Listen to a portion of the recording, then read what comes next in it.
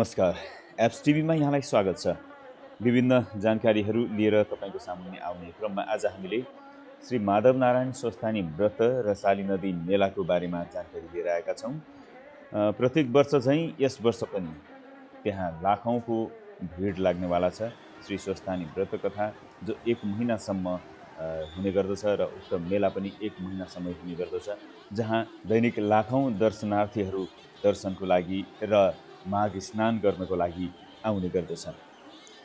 एकातिर राजनैतिक भेलाहरूको लागि लाखौं भेला गरिरहेका छन् भनेदेखि देश चलाउनेहरूले र प्रशासनले भने हाम्रा पर्व जात्रा र मेलाहरूमा पनि अझै प्रतिबन्ध र कडाई गरिरहेको अवस्था हामीले पाउन सक्दछौँ। यही सन्दर्भमा पौष शुक्ल पूर्णिमादेखि माघ शुक्ल पूर्णिमा अर्थात् यस वर्ष माघ 15 गतेदेखि फागुन 15 गतेसम्म सञ्चालन हुन लागिरहेको यो स्वस्थानी व्रत कथाको जुन मेला रहेको छ, साँखुमा हुने मेलाको सम्बन्धमा पत्रकार सम्मेलन गरी आयोजकले यो जानकारी गराएका हुन्। पत्रकार बन्धुहरू, यही 2077 माघ 15 पौष शुक्ल पूर्णिमादेखि फागुन 15 माघ शुक्ल पूर्णिमासम्म 1 महिना लामो माधव नारायण स्वस्थानी व्रत साँखु शाली नदीमा सञ्चालन हुँदैछ। यस वर्ष विशेष परिस्थितिका कारण यो पर्व मेलाको रूपमा सञ्चालन गर्न नसकिने भएको छ। यस व्रतमा बस्नु इच्छुक महानुभावहरूलाई विगतमा जस्तो 1 दिन अगाडि मात्र नाम लेखेर सहभागी गराउन नसकिने भएको जानकारी गराउँछु। सोही कारण हामीले यस वर्ष माघ 10 गतेदेखि 12 गतेसम्म व्रत बस्न चाहने व्रतालुहरूको लागि नाम दर्ता गर्ने समय तोकेका छौँ। नाम दर्ता गरेका व्रत बस्न इच्छुक महानुभावहरूले अनिवार्य रूपमा माघ 13 गते समितिले तोकेको ठाउँमा PCR एन्टिजेन परीक्षण गराउनु पर्नेछ। साथै निमोनियाको लक्षण छ छैन भनी एक्सरे रिपोर्ट समेत साथमा अनिवार्य गरेका छौँ। साथै WHO विश्व स्वास्थ्य सङ्गठनले रिफर गरेका विभिन्न रोगहरू भएका बिरामीहरूलाई व्रतमा सहभागी गराउन नसकिने कुरा पनि म यहाँ अवगत गराउन चाहन्छु। हामी चाहन्छौँ यस विषम परिस्थितिमा हाम्रा संस्कृति परम्परा पनि जोगियोस् र सम्पूर्ण व्रतालुहरूलाई स्वास्थ्य सुरक्षा पनि होस्। हामीले यस पटक व्रतालुहरूलाई बस्नको लागि वासस्थानको व्यवस्था पनि समिति आफैले गर्ने भएका छौँ। यसका लागि केही घरहरूको हामीले व्यवस्था गरेका छौँ। यस विषम परिस्थितिमा स्वास्थ्य र सुरक्षाको दृष्टिकोणले सीमित व्रतालुहरूको लागि मात्रै व्रत बस्ने व्यवस्था गरिने भएकोले परिसकीय स्थानीयलाई नै प्राथमिकता दिइनेछ। व्रतालुहरूलाई सहयोग गर्नको लागि स्वयंसेवकहरूको व्यवस्था गरिएको छ, तर व्रतालुहरूको घर घरबाट परिवारजनहरू आई व्रतालुहरूलाई सहयोग गर्न कार्य पनि यसपटक नगरिदिनु हुन परिवारजनमा अनुरोध गरिएको छ। आवश्यकता अनुसार परिवारजनसँग समिति आफै सम्पर्क राखिनेछ। हामी व्रतालुहरूको स्वास्थ्य सुरक्षाको चासो सम्बोधन गर्न सक्षम हुनेछौँ भन्ने विश्वास गर्दछौँ। हामीले यसपटक माघ मेला सञ्चालन गर्ने लक्ष्य लिएका छैनौँ, तर पनि केही भक्तजनहरू आउने सम्भावनालाई ध्यानमा राखी भक्तजनहरूको स्वास्थ्य र सुरक्षालाई समेत सम्बोधन गर्ने उद्देश्यले ठाउँ ठाउँमा साबुन पानी र सेनिटाइजर मास्कको व्यवस्था गर्नेछौँ। विभिन्न स्थानहरूमा होर्डिङ बोर्डको व्यवस्था गरी सचेतनामूलक सूचना जारी गर्नेछौँ। सेनिटाइजर र मास्कहरूको सकेसम्म निःशुल्क वितरण गर्ने व्यवस्था गर्नेछौँ। माधव नारायण भगवानको दर्शन एवं पूजा गर्नको लागि भक्तजनहरूलाई यसपटक अलि टाढाबाट दूरदर्शनको व्यवस्था गरिनेछ र टीका र प्रसादको लागि स्वयंसेवकहरूले व्यवस्था गर्नेछ। आवश्यकता अनुसार व्रतालुहरूलाई बाहिरका व्यक्तिहरूबाट दूरी कायम गराउनको लागि स्कर्टिङको व्यवस्था गरिनेछ। आवश्यकता अनुसार सरसामान ओसार्न गाडीको व्यवस्था गरिनेछ भने व्रतालुहरूलाई बिरामी परेमा आवश्यक परेमा व्रतालुहरूलाई बोक्ने व्यवस्था समेत समितिले नै गर्नेछ। यसका लागि विभिन्न निकाय सङ्घ संस्थासँग समन्वय गर्ने बेहोरा तपाईँहरूलाई अवगत गराउँदै यस वर्षको तयारीको कुरा तपाईँहरूको सामु राख्दै व्रतालुहरूको लागि काम हामीले करिब 90% सकिएको जानकारी गराउँदछु। यसै सन्दर्भमा वरिष्ठ पत्रकार कुमार रञ्जितज्यूले मेला अवधिभर एउटा सूचना केन्द्रको पनि व्यवस्था गर्नुपर्ने आवश्यकता औल्याएका छन्। साली नदी स्वस्थानी व्रत सम्बन्धी जुन मेला हामीले हेर्दै आएका छौँ, यसमा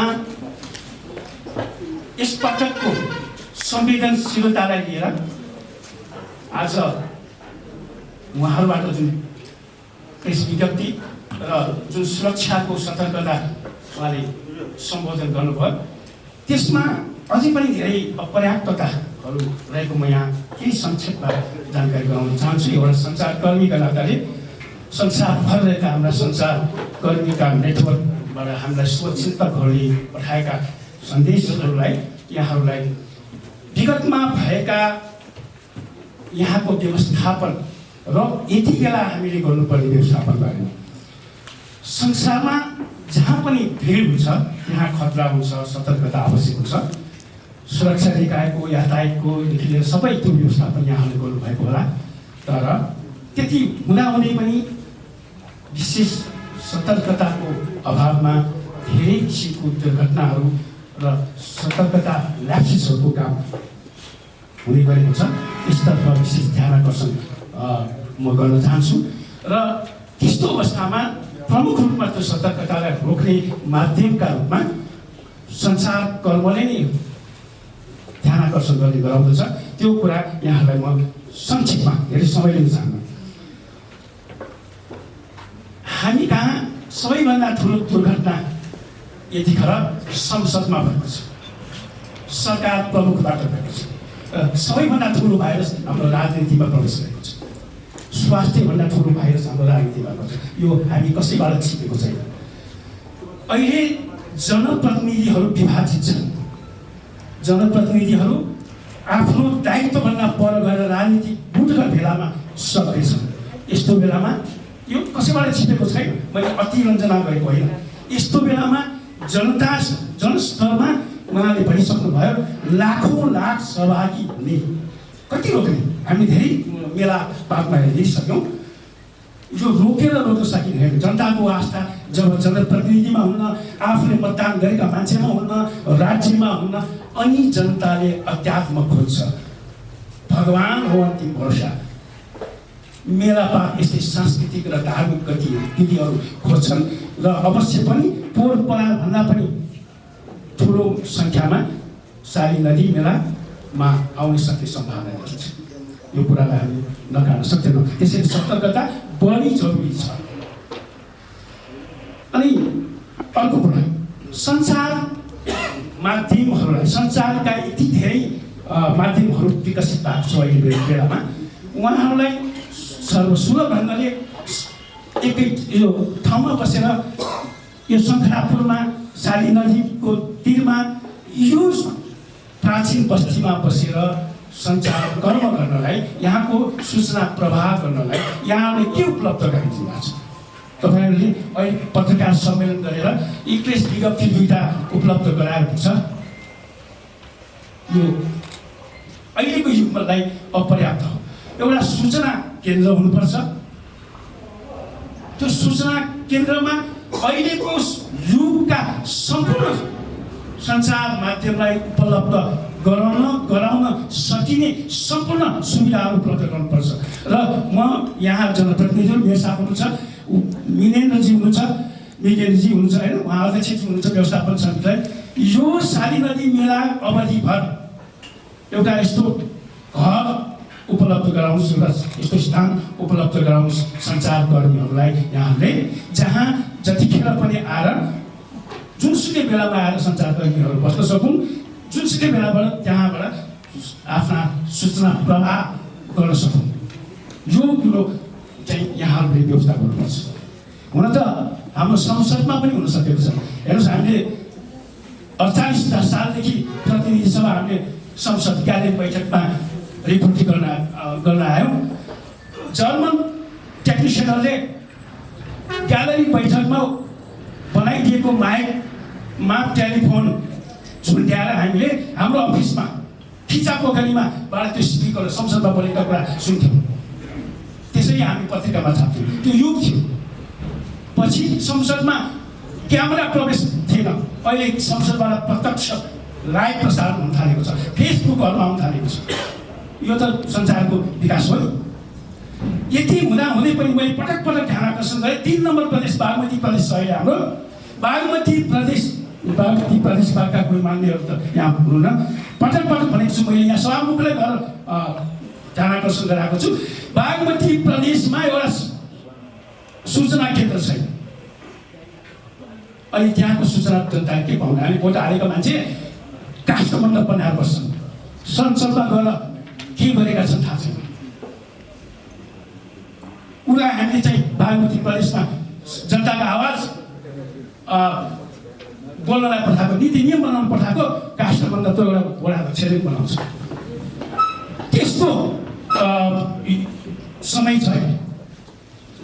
हेटौडामा प्रदेश सभामा जानुहोस्, त्यहाँबाट तपाईँले कुनै सूचना त्यहाँ जनताका लागि त्यहाँका नीति नियमहरू व्यवस्था सूचनाहरू हामीले ल्याउन सक्ने अवस्था छैन। अहिले भर्खरै हालसालै फेसबुक एउटा पेज बनाएको छ। त्यसैले यहाँ पनि यो मैले उदाहरण मात्र दिएको राजनीतिको, यसलाई अलि थाहा नलिनु होला। यहाँ प्रदेश सभाको पनि छैन। मेरो साथ मार्फत यहाँ सम्पूर्ण अध्यक्ष मार्फत शङ्खरापुरमा यो मेला अवधिभर कुनै पनि किसिमको संसारभरिका मान्छेले यहाँको सूचना प्राप्त गर्नलाई कुनै किसिमको गरिदिनुहोस्। हामी आएर कसलाई सोध्ने, कहाँ जाने, कहाँ बस्ने, कुनै किसिमको नहोस्। उक्त पत्रकार सम्मेलनमा स्थानीय निकायको तर्फबाट आफ्ना भनाइहरू राख्दै शङ्खरापुर नगरपालिकाका मेयर सुवर्ण श्रेष्ठ 15 गतेबाट सुरु हुन गइरहेको शारीरिक सुधार यो वर्गको सम्बन्धमा धेरै कुराहरू यो विज्ञप्ति मार्फत र अध्यक्षज्यूहरूले धेरै कुराहरू तपाईँको बिचमा राखिसकेको हुनुपर्छ। यो शङ्खरापुरको ऐतिहासिक एकदम धार्मिक एउटा हाम्रो शङ्खरापुरको धरोहर पनि हो। यो वर्षको महिनाको एकचोटि ठुलो मेला लाग्ने र लाखौँ चाहिँ व्रतालुहरू आउने पनि सबभन्दा बढी आउने ठाउँ पनि यही रहेको छ। यसको लागि यसलाई कसरी चाहिँ व्यवस्थापन गर्ने भन्ने बारेमा धेरै चुनौतीहरू यो पटक यो कोभिड-19ले गर्दाखेरि धेरै चुनौतीहरू हाम्रो सामुमा उपस्थित भएको छ। ती चुनौतीलाई कसरी फेस गर्ने भन्ने बारेमा हामी समिति र नगरपालिका बिचमा हामी बिचमा छलफल भएको छ। यसलाई समन्वय गरेर कसरी हामीले यसलाई चाहिँ व्यवस्थापन गर्न सक्छौँ भन्ने बारेमा अगाडि बढाइरहेका छौँ। यो धेरै ठुलो मेला भएको कारणले गर्दाखेरि हाम्रो मात्रै निर्णयले यो मेला व्यवस्थापन गर्न गाह्रो छ। विभिन्न सुरक्षा निकाय र यो स्वास्थ्य प्रोटोकल हेर्नेहरूले प्रभावले मेला बन्द गरोस् भन्ने कुरा पनि हामीसँग आइरहेको छ। अहिले ती सन्दर्भमा यो माधवनारायण जुन व्रत सेवा समितिले यसपालिको व्रत बस्ने, किन भन्दाखेरि यो व्रत भनेको एकदमै अनुशासित कडा खालको जुन परिधिभित्र राखेर अगाडि बढ्नुपर्ने भएको कारणले गर्दाखेरि यसपालि थोरै मात्रै महिला व्रतालु र थोरै मात्रै पुरुष व्रतालु राखेर उनीहरूलाई सुरक्षित ढङ्गले अगाडि बढाउने किसिमले धेरै मापदण्डहरू पुरा गरेर मात्रै उहाँहरूलाई व्रत बस्नलाई सवाई गराउने भन्ने किसिमदेखि लिएर अगाडि बढाएका छौँ।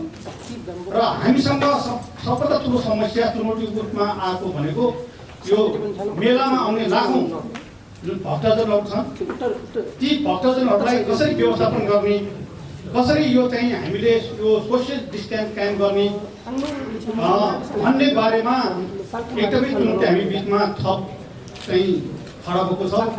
तपाईँहरूले बसनी देख्नु भएको छ। यो लाखौँ मानिसहरू यो हाम्रो बस पार्कदेखि मानिसहरू आफै हिँड्नै पर्ने, आफै त्यहीँ त्यो धकेटा त्यहीँ त्यो चाहिँ हामी व्यवस्थासम्म पुग्छौँ। त्यस्तो खालको चाहिँ मेला हो। यसले गर्दाखेरि यो चाहिँ हामीले यो जुन खालको स्वास्थ्य मापदण्ड पुर्याएर त्यो पालन गर्न सकिन्छ भन्ने सम्भावना कमै छ।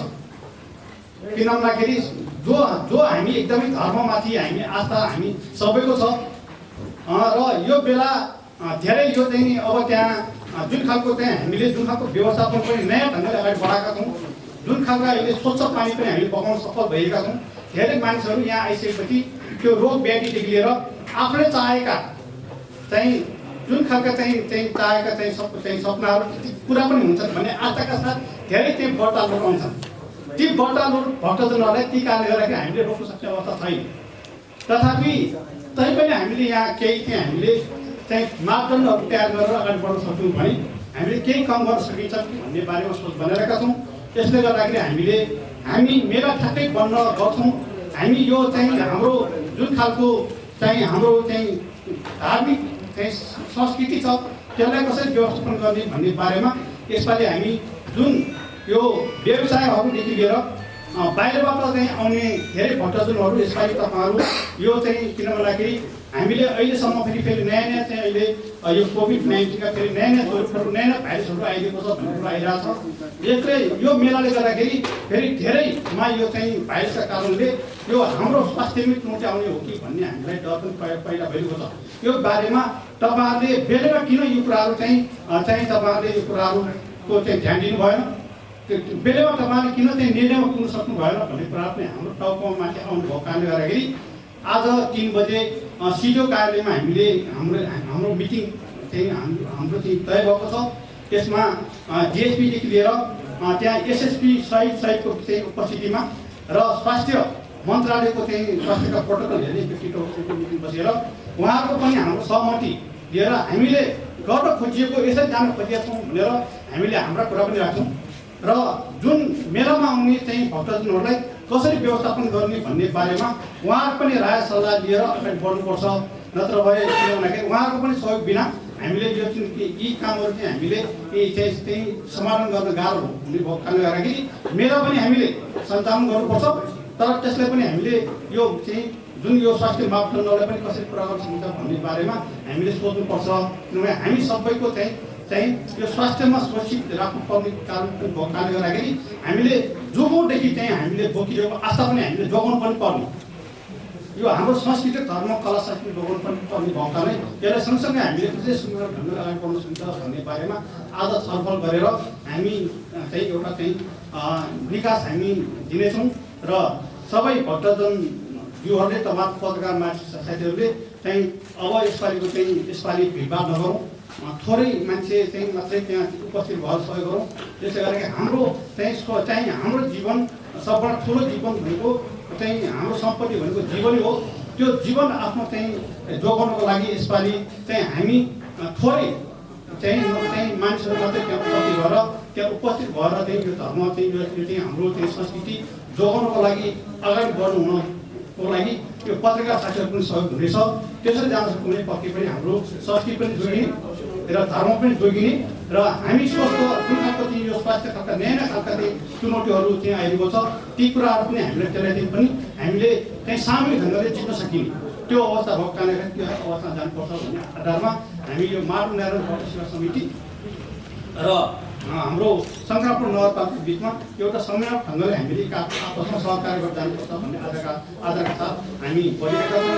ती बारेमा तपाईँले एकदमै पत्रकार साथीहरूले सहयोग गर्नुहुन्छ भन्ने कुराकानी लागि मेरो भाइहरू सुन्न चाहन्छु। यो मेलामा प्रत्येक गाडीमा हामीले ढोकामा पाराले टाँस्ने गरेको छु र यसपालि यति भनेर टोकेर त्यहाँ टाँस्ने गरिरहेको छु र यो गाडीको विषयमा अघि सानो एउटा मेरो छुट्यो। यसपालि कोभिडको महामारी भएको हुनाले यसपालि प्रत्येक गाडीमा हामीले 30 दिन सेनिटाइज गर्न नसके पनि करिब हामीले 10देखि 15 दिन बिहान जहिले पनि पुरै गाडीमा सेनिटाइज गरेर चलाउने पनि हामीले विचार गरेको छु। त्यो पनि म साथीहरूलाई सबैलाई जानकारी गराउन चाहन्छु। धन्यवाद। परदेश यात्राको व्रतालुहरूको परदेश यात्रा र व्रतालुहरूको सङ्ख्याको बारे पनि जिज्ञासा आएको छ। यस वर्ष यस समितिले न्यूनभन्दा न्यून जसको सुरक्षाको सम्पूर्ण जिम्मेवारी समितिले लिन सक्ने गरी हामीले पुरुष व्रतालु 15, महिला व्रतालुहरू 35 जना यसमा केही समायोजन गर्न सक्ने गरी हामीले प्रस्तावित गरेका छौँ र यसमा सामागम 7 जना अनि पुरोहित 1 जना जो अनिवार्य नै हुन्छन् भने अनि कजी जुन व्रतालुहरूको तर्फबाट प्रमुख हुन्छन् उहाँ र उहाँको श्रीमती कजिनी 2 जना र उहाँसँग सम्बन्धित हुने 1-2 जना पनि थपिन सक्ने अवस्था हुन सक्छ। र अर्को परदेशको जाने क्रममा हामीले अघि नै पनि भन्यौँ त्यो विगत वर्षहरूमा व्रतालुहरूको तर्फबाट परिवारका सदस्यहरू पनि उहाँको सुरक्षाको लागि जाने हुन्थ्यो, धेरै हुन्थ्यो। यस वर्ष हामीले के अनुरोध गरेका छौँ भने उहाँहरूको सम्पूर्ण सुरक्षा समितिले नै लिने गरी सकेसम्म उहाँहरू पनि नआइदिनुहोस्। सीमित व्रतालुहरू भयो भने हामीलाई धेरै सहज हुने भएकोले, व्यवस्था गर्न सहज हुने भएकोले हामीहरूले उहाँहरूलाई पनि यस वर्ष समितिले नै सम्पूर्ण व्यवस्था गर्ने भएकोले तपाईँहरू पनि नआइदिनुहोस् भन्ने कुरा हामीहरूले अनुरोध गरेका छौँ। अनि मेला व्यवस्थापनको लागत वास्तवमा विगत वर्षदेखिहरूको अनुभव हेर्ने हो भने यो माधव नारायण व्रतको मेला व्यवस्थापनको लागि झन्डै 16 लाखदेखि 18 लाखसम्मको व्यवस्थापन खर्च हुन्छ र यसमा हाम्रो आम्दानीको स्रोत भनेको नगरपालिकाबाट, स्थानीय सरकारबाट दिने अनुदान, गुठी संस्थानबाट दिने खर्च, त्यसै गरी श्रद्धालु भक्तजनहरूले दिने सहयोग नै हामीहरूको सबभन्दा ठुलो आम्दानीको स्रोत हो। त्यसै गरी यो जुन पारदर्शिताको कुरा उठेको छ त्यो मेला सकिन साथै आय व्यय विवरण सार्वजनिक गरेर हामीहरूले प्रत्येक मेला सकिन साथै आय व्यय विवरण सार्वजनिक गर्दै आइरहेका छौँ। अब स्वयंसेवक यस वर्ष सुरक्षाकर्मी, अब हामीलाई अहिलेसम्म जानकारी भए अनुसार हामीले जति सोचेका थियौँ त्यति सुरक्षाकर्मीहरूको चाहिँ उपस्थिति नहुने भएकोले हामीले यस वर्ष फेरि टोलमा गएर साथबाट स्वयंसेवकहरूको सङ्ख्या वृद्धिको लागि हामीले अनुरोध गरिराखेका छौँ। र अर्को जुन पार्किङको व्यवस्था हाम्रो स्थानीय प्रशासन र नगर स्थानीय सरकारबाट पनि पहल भइराखेको छ। निश्चित रूपमा अहिले जति पनि पार्किङको व्यवस्था हुन्छ त्यो निजी पार्किङ हो, तर यस वर्ष चाहिँ हामीहरूले पार्किङ शुल्क मलाई लाग्दछ स्थानीय सरकारबाट पार्किङ शुल्क तोकेर त्यसको व्यवस्थापन समायोजन ट्राफिक प्रहरीबाट हुने कुरा भएको छ।